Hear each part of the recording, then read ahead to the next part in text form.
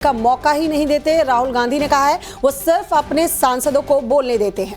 सरकार बोलने नहीं देगी तो चर्चा होगी, ये बोल रहे राहुल गांधी। उनका ये कहना है कि उन्हें बोलने नहीं दिया जाता है, उनके जो सांसद हैं उनको नहीं बोलने देते।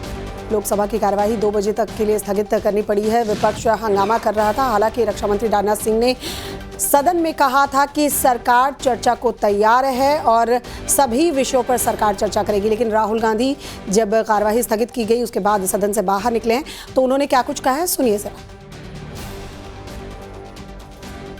नहीं, देखिए, सवाल ये है कि जो हाउस में डिफेंस मिनिस्टर को बोलने देते हैं, उनके लोगों को बोलने देते हैं, मगर अगर विपक्ष का कोई कुछ कहना चाहता है तो अलाउड नहीं है।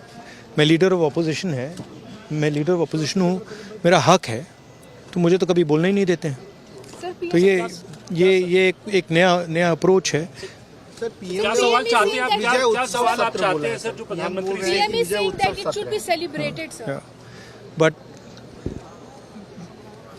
दौड़ के निकले हाउस से 1 सेकंड में, तो डिस्कशन चर्चा के लिए तैयार है आप लोग? हाँ, चर्चा तो होगी, अगर वो अलाउ करेंगे तो होगी। मगर इशू ये है कि कन्वेंशन कहता है कि अगर सरकार के लोग कुछ बोलें तो हमें भी स्पेस मिलनी चाहिए। हम 2 शब्द कहना चाहते थे। तो सुना आपने, राहुल गांधी ने कहा है कि वो जब भी बोलना चाहते हैं उन्हें बोलने नहीं दिया जाता है सदन में। सरकार से कांग्रेस सांसद प्रियंका गांधी ने मांग की है। ऑपरेशन सिंदूर पर चर्चा की मांग प्रियंका गांधी ने भी की है। तो आपको बता दें कि प्रियंका गांधी वाड्रा की तरफ से मांग की गई है कि सरकार चर्चा करे सदन के अंदर। सरकार चर्चा को तैयार तो सदन में चर्चा करे, क्योंकि चर्चा नहीं हो रही, ऐसा प्रियंका गांधी वाड्रा का कहना है। नहीं, सरकार कह रही है कि हम चर्चा के लिए तैयार हैं, फिर हंगामा किस बात का? हाँ, और उनका कहना है चर्चा करें अगर तैयार है।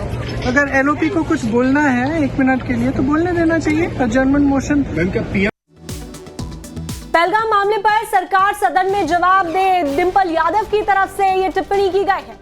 लोग सरकार के भरोसे कश्मीर गए थे और इसी वजह से डिंपल यादव अब कह रही हैं कि सरकार को जवाब देना चाहिए, वो भी सदन के भीतर। आतंकी हमला सरकार की नाकामी से हुआ। और क्या कुछ कहा है डिंपल यादव ने, सुनिए जरा।